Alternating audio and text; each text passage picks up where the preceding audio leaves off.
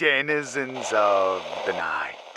Welcome to another episode of the macabre. Skip the intro. I just can't wait to finish the story. First, allow me to quickly refresh you on our story so far. If you haven't watched the video appearing on your screen now, you may want to check it out first if you want the complete context for the story. But here are the spook notes. The decade is the 80s. Greg is a counselor at a weight loss camp for kids. On his first day, he meets a few of his fellow counselors, some of whom seem a bit off. He also meets, and hits it off with, two geeky kids who are into Star Wars and comics, Ty and Billy.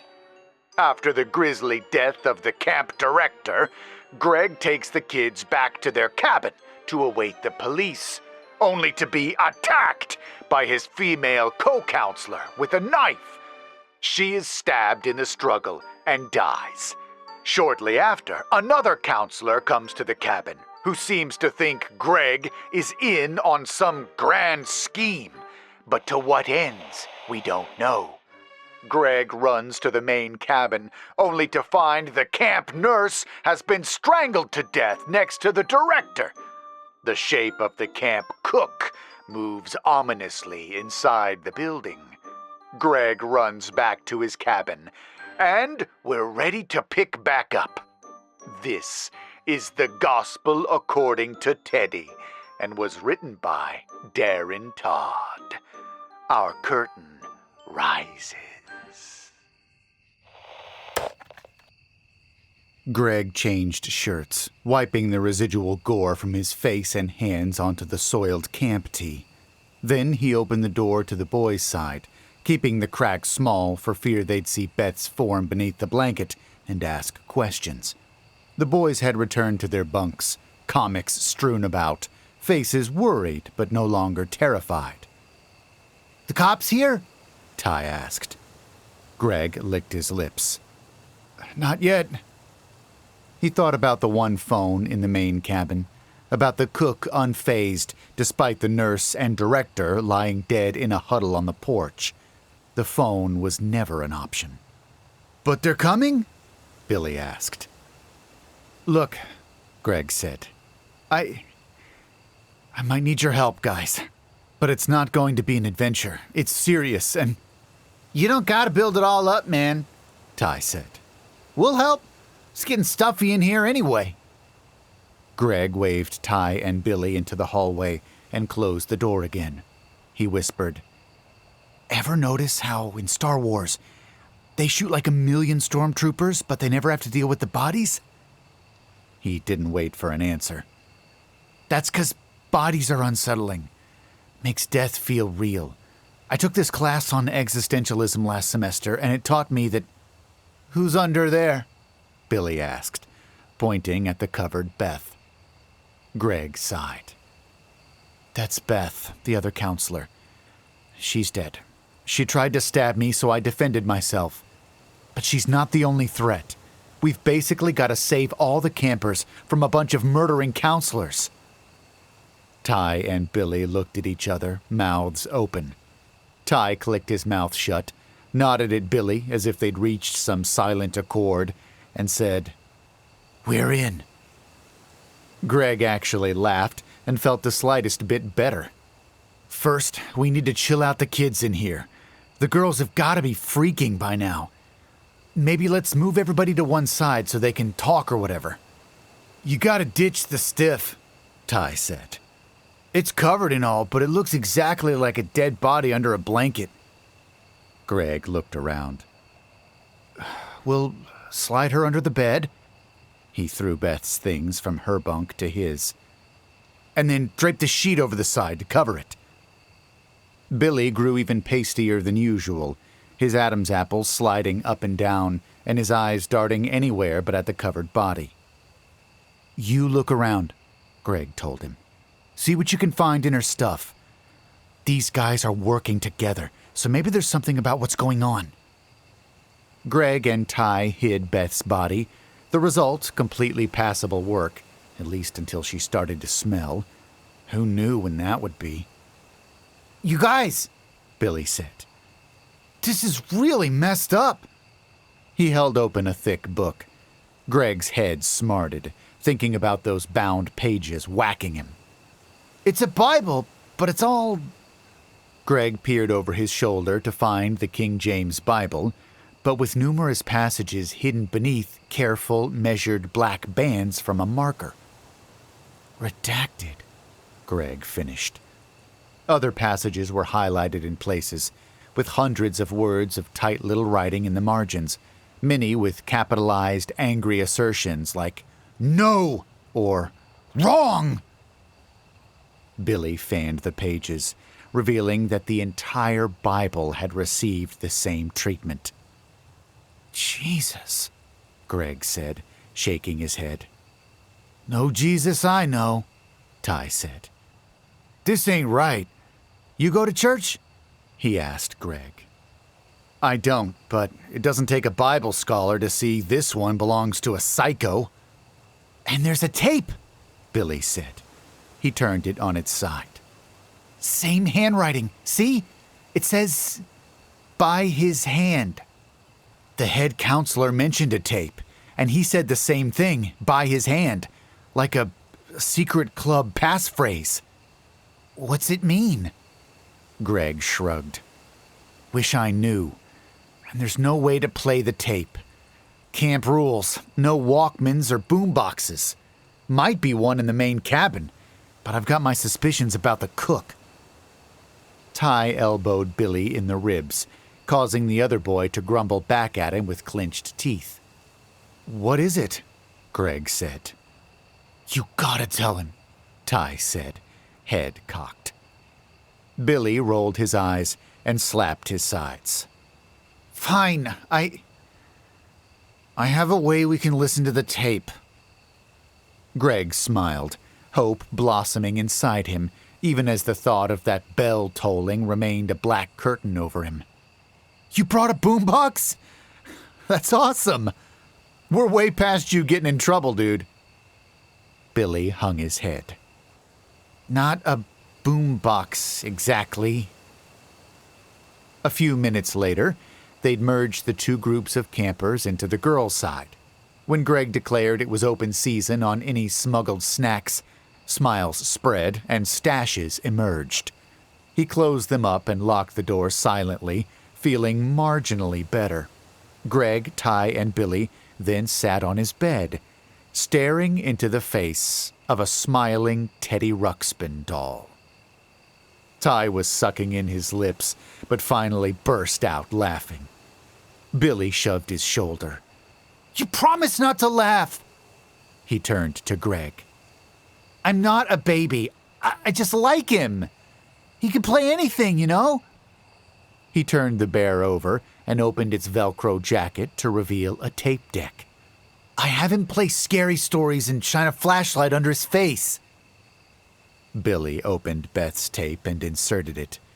He turned Teddy around, propped him on Greg's pillow, and pressed the controls on his back to play. "You have been chosen," the bear said, in a deep voice that Greg instantly pegged as the cadence of a holy man. The Baptist preachers at his grandparents' church had always freaked him out, like they were possessed, their movements erratic, their speech patterns oddly hypnotic. "You have not allowed the poisons of this world to blind you to the truth. And come that fateful day, my brothers and sisters, I know that you will fulfill your promise to God." The bear's mouth stayed open as the preacher elongated the name of God over several seconds. "That thing is freaking me out," Ty said. "How can you stand it?" he asked Billy. Billy scoffed. "He doesn't sound like that normally." Greg shushed them, hand shaking at them for silence. "Listen for clues," he said. "This nation, the whole world, cannot see the corruption right in front of them," the bear continued. when our buildings are crumbling from acid rain, our hospitals overflowing with AIDS, the protection God himself placed around the very vault of our precious earth dissolving, while people do nothing but watch television. War is coming, my flock. I have seen the signs. Global nuclear war, whether tomorrow or the day after. It is certain. And no one will be given a chance to repent when the hellfire sweeps over this land. Is that true? Billy asked. Greg spun to see the boy near tears, bottom lip quivering. He turned Teddy over and paused the playback. It's bullshit, Greg said. I'm sorry to cuss, but that's the only word for it. What was that about a faithful day? Ty asked. Sounds like Sunday. Fateful day, Greg said. That's gotta mean today. But why? Billy asked. Why are they doing this? We need to go on listening. Cover your ears if it gets to be too much, okay? On hitting play again, the bear continued in the pastor's haunting rhythm. Not all you save will want saving, my flock. Some would stop you, keep you from delivering these children to the hands of God while they remain pure. When they are gone, removed from your path, I will be waiting to give you the sacrament, the cup that our Savior did give his disciples, that granted them everlasting life no matter what followed. What does that mean? Billy asked. Sacrament? A religious rite, Greg said. Something sacred. But you can bet whatever these psychos call sacred, we'd call dangerous. But in a cup, so like poison or something? Ty asked. Greg's mind immediately returned to that winter evening when he'd found his mom crying in the living room watching the news. She had their Bakelite telephone in her lap, fingers dancing over the handset like a gunslinger. What's wrong, Mom? He'd asked. Even at 9, seeing his mom cry made him want to cry too. The 12-inch black and white showed images of people lying all over each other, like a giant sleeping bomb had gone off. Don't look at that, baby, she told him. That's not for you. He learned later that his Uncle Mark had been stationed in Panama and tasked with bagging the bodies at Jonestown. Greg's mom kept Uncle Mark from sharing the grisly details, but Greg heard enough to rob him of the occasional night of sleep ever since. Bodies bloated in the Guyana sun. Poor people. People duped into following their faith to an inescapable green hell. And their children. I think you're right, Ty, Greg said. I'll bet it's poison. First for the counselors. He turned to them, eyes wide. And then? For us? Billy asked, his voice breaking. Greg took him by the shoulders. That's not going to happen. We won't let it. We need to find a way of getting the kids to safety when the bell tolls, when the counselors meet at the main cabin. We'll just go around and gather them up, Ty said, gesticulating as if the other campers were G.I. Joes to be collected in a single armload. They'll lock them in, like Beth did you guys. So we let them out, Billy said. It's not just the little twisty locks, Greg said. Doorknob locks, Ty butted in. They're using padlocks on the outer doors. They gotta keep the keys somewhere, Billy said. Greg shook his head. Beth had her own lock and key. I'm guessing they all will. Let me see the lock, Ty said. Greg scoffed. It's a lock, buddy, a normal key lock. Let me see it, Ty said again. It's just a fucking lock, Greg snapped at him. He breathed in and out, calming himself. Every second he expected that bell, and every second it didn't come, frayed his nerves that much more. Sorry, guys, He gave up, fetched the lock from Beth's bunk, and handed it to Ty. Lightning bolt, Billy said over Ty's shoulder, a grin on his face. What? Greg asked. Ty turned the bottom of the lock over for Greg's inspection. That's a warded lock, Ty said. No pins. So? They're good enough to do the job, but they're crazy easy to pick. Greg humphed. If we had a pick and hours of training. Ty's face transformed to reflect a palpable pride. Chin raised, eyes squinted. He pulled a lanyard from under his shirt and produced a set of oddly shaped tools. Let me guess, Greg said, grinning. Ordered from Boy's Life? Flea market, Ty said. How fast can you do it? Ty removed the lanyard, looked at the lock, and selected a pick from the ring of perhaps 10 choices. He inserted it, felt around, twisted the pick, and opened the lock, all within half a minute. Holy shit, Greg said, and then covered his mouth. You just gotta bypass the wards and make sure to... Why do you have that? Greg asked him. The boys looked at each other and grinned in unison. We were hoping the snack shack had the same kind of lock. Greg jabbed a fist into the air in triumph. Yes! Ty, you are the man! I'll put this lock on the doorframe, but keep the door latch free. After I leave, you crack the door and watch till all the counselors go to the main cabin. Then you pick the other locks and get the campers to safety. Ty looked suddenly terrified. What if I can't do it? Billy slapped the lock in Ty's hand. You did it in 2 seconds, dude. You'll be fine. He put an arm around Ty. I'll be right with you. I'll hold the flashlight. But what if they start coming back before we get everyone out? Ty asked. Greg put a hand on his shoulder. Beneath, the boy was shaking. Greg patted him, unsure of what else to do. Open as many as you can, he told him. Every cabin you empty is a whole bunch of kids saved. All you can do is your best. This seemed to do nothing to assuage the boy's anxiety. Ty looked to the side and clearly wiped his eyes before turning back around. Okay, Counselor Greg. We'll do it. Just Greg. As far as I'm concerned, you guys are way better people than any counselors. Except you, Billy said. Greg shrugged. That depends on how long I can stall them.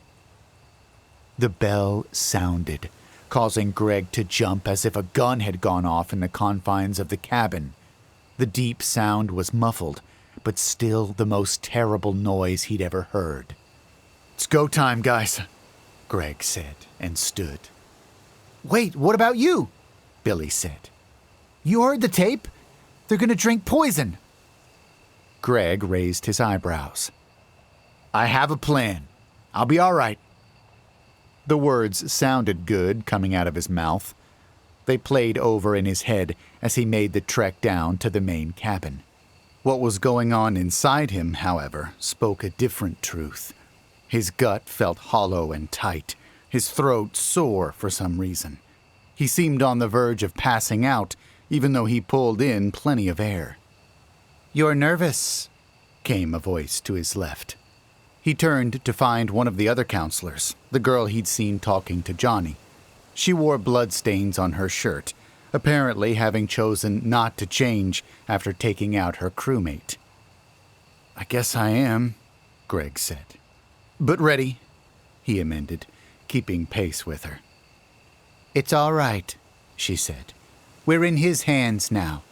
In just minutes, we'll leave this doomed world behind and enter paradise. The same had appealed to humans since the first complex thought. Rewards without work. The danger of that idea transformed Greg's fear into resolve. Here they were in a camp full of kids ready to do that work, all subverted for a handful of zealots who didn't want to. His fear remained, but he pushed it down, rose above it, and let a raw anger at the unfairness of what was happening take its place. "You've made up your mind," the girl said. "I can see it. Good for you. Doubt can't pass through the gates of heaven." She walked on ahead of him. Greg entered the main cabin through the set of double doors opposite the now covered bodies of the nurse and the director. He'd seen the all-purpose room on his tour, but now his gaze focused on the large table in the center of the room, the cook behind it, and the cauldron of liquid atop the surface. Only then did it occur to him that the cook might know who was supposed to be there. The other counselors obviously didn't know each other, but maybe this guy did. But when the cook's eyes passed over them, they didn't linger any longer on Greg than anyone else. Greg let out a breath in relief, though the idea held its own dark promise. Whatever fringe they represented, it wasn't the whole of this cult. Somewhere there were others with the same perverse ideas of religion, calculating the same horrific ends. The cook had seemed insular and brooding before, but now, perhaps in his element, he took on new life. His smile held an aspect of pain, though it all but split his face. "Brothers and sisters," he said, "our salvation has come. The wait is over. We shall pave the path for others to follow." The voice clicked. It was the cadenced preaching, care of the seemingly haunted Teddy Ruxpin, the voice of the cult telling Greg's fellow teens to commit murder. On the outside, the cook appeared as one might expect. Loose, comfortable garb, stained by splatters of food, apron stamped with an apple and the camp's name. Here should have stood the conduit to the kids' success, the person feeding them healthy meals in reasonable portions. Instead, he was the witch, concerned only with killing kids with his own perverse recipe. Greg kept his eyes downcast for fear that his anger would betray him. The cook stirred the cauldron's contents with a giant ladle. "You will have only minutes, but that will be long enough to deliver the children." He stepped through the French doors to the kitchen and returned with a large tray filled with smaller trays. Each held a smattering of brownie bites. "The hunger they have battled in life will now deliver them to the hereafter. They needn't be punished any longer for wanting some succor in a world that has turned its back on them, shamed them for trying only to feel joy in a time devoid of it." More bullshit, Greg thought, anger bubbling in him. These kids didn't need some suicide cult to deliver them. They needed guidance and encouragement, the thing this camp should have provided. But now they meant to kill them with sweets. It took curling his fists, digging his fingernails into the pad of his palm to keep from tipping the table over and sending Beth's knife right into the cook's guts. But that wouldn't solve anything. These nutjobs had shown just as much willingness to use a knife as poison. Even if he killed their leader, they'd dispatch him and finish their work regardless. No, this needed to play out. The cook began filling plastic cups from the cauldron, the liquid inside a bright red. Greg could actually hear the Kool-Aid man yelling, "Oh yeah!" But no one was going to burst through the wooden walls of this cabin and save them. It was up to Greg. The counselors each took a cup in turn, but when it came time for Greg to take his, he produced his own cup from his jeans pocket, the chalice from atop his cubby. Greg held it out to the cook. "I'll use this," he said, his voice lined with the certainty he didn't feel. He did well just to keep his hands from shaking, but he let the anger guide him. The cook tilted his head to the side, ladle hanging in the air, dripping over the deadly contents below. "It's special to me," Greg said. "A gift." He looked around at the others, seeing the doubt coalescing on their faces. Greg sighed and slumped his shoulders. "Nothing meant more to me as a child, but that was before I found the path. I want to leave it behind with all the rest." The cook smiled. "No worldly possessions needed now, brother. Your new cup will runneth over in paradise." Greg wasn't sure if that counted as an endorsement, but he held the chalice up and out all the same. The cook ladled the poison inside it, a couple of drops hitting Greg's hand and sending a bolt of panic through him. How deadly was this stuff? The cook lifted his own drink and held it high. The counselors followed suit, as did Greg, but only after thumbing a switch on the chalice, one high on the stem and hidden by the molded patterns in the plastic. Even then, the panic all but took him. Did he slide it far enough? When was the last time he'd attempted this trick? The others brought the cups to their mouths and drank, and Greg did the same, but only a single lingering drop touched his lips. He kept them pressed tightly together, as if holding in air, and wiped away the drop with the collar of his shirt when done with the ritual. He held the chalice by the base, letting it dangle down to show that it was empty. The cook's sharp eyes looked to each person, to the cups in their hands, their faces, as if measuring their final devotion. "Go now," he said. "Deliver the children, and the next time we see each other, it will be in paradise." With that, the man disappeared through the French doors. In a flourish, the counselors picked up their plates of brownies. "Stall them, you idiot!" a voice in Greg's head demanded. How long till the poison took effect? Minutes, the leader had said. What did that mean? Greg grabbed his own plate. "So we just hand these out, right?" he asked them. Already they were moving to the door, though they turned as one at his question. "Yes, brother," Johnny said, his expression suggesting no such sibling endearment. "And be quick about it." Greg panicked as the first of them opened the doors. Would Ty and Billy have gotten everyone to safety? It seemed like only seconds had passed. Maybe Ty had dropped the picks in the darkness, or the other locks were harder to open. Maybe the kids wouldn't leave the cabin with one of their counselors butchered in the foyer. I just wanted to make sure that there's enough," Greg called out. He pretended to count the brownies. "It's too late for doubt, brother," said the girl from earlier. "You have to hurry, all of you," she said to the others, who took off toward the cabins at her words. She turned back to Greg. "The poison acts quickly. Be certain." She looked into his eyes, her pupils dilated like a feral cat's. "By his hand." "By his hand," Greg said. He followed her out into the night, turning to take the path up to his cabin. Already, the other counselors were ahead of him. He scanned the darkness for signs of children. Where would Ty and Billy hide them? His heart banged, and a part of him worried that the drop he'd nearly swallowed, the two that he was still trying to rub off onto his pants, had made it inside him. As he reached his cabin, he still hadn't seen a single camper hiding in the bushes, running along a path, hadn't heard them crying or talking.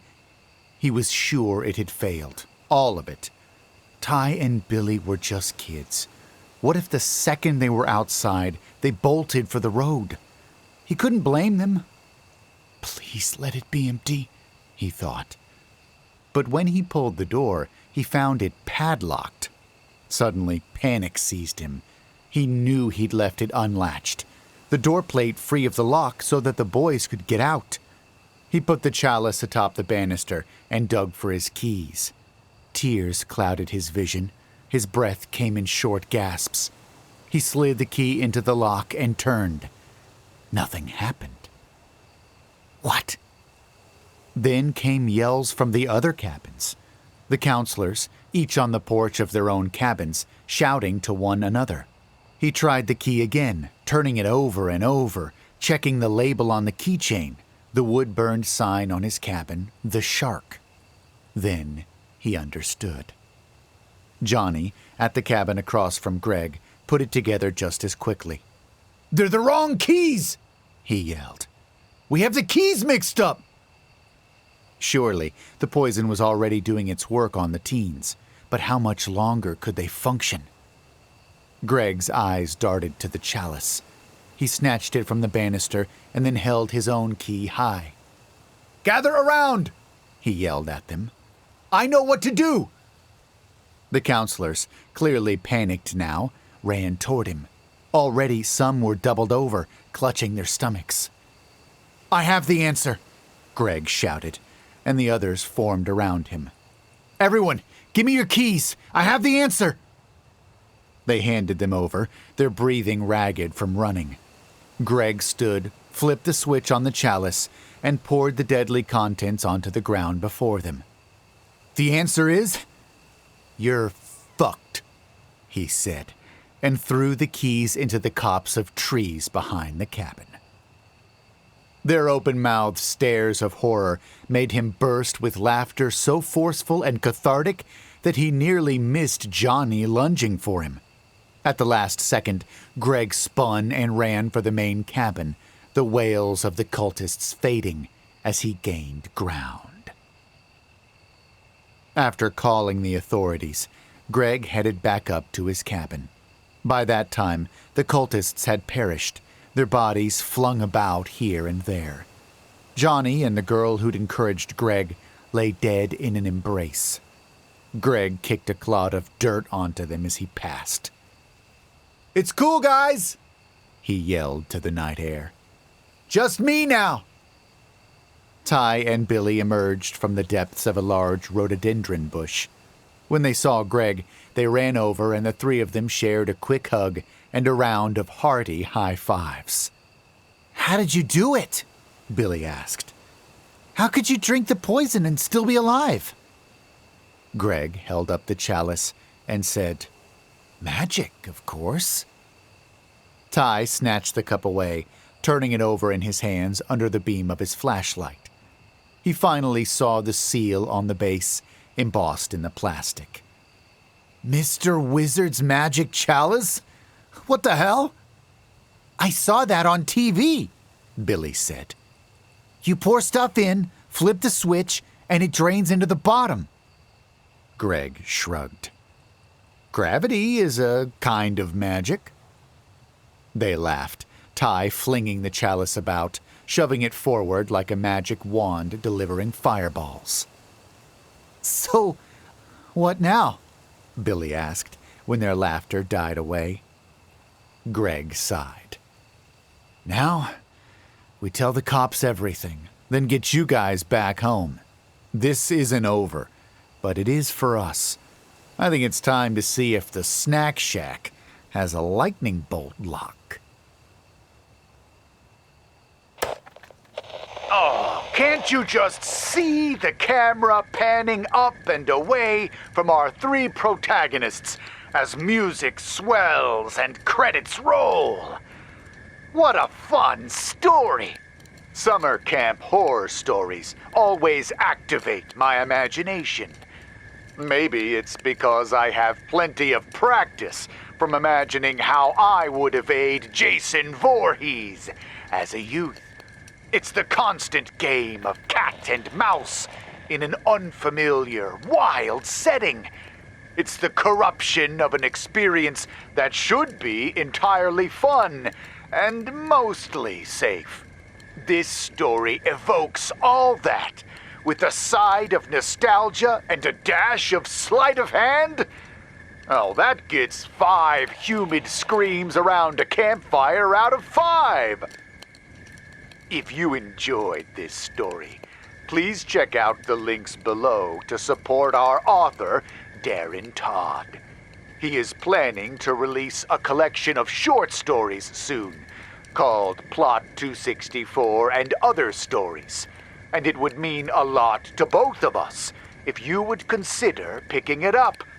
Darren has allowed me to share his stories on this channel, and they will make up the audiobook for his collection. I'll share more links and information with you as it becomes available. Before you go, won't you leave us a like or a comment? And subscribe to hear more stories like this one. Whatever you do, bring your own cup and don't fall asleep.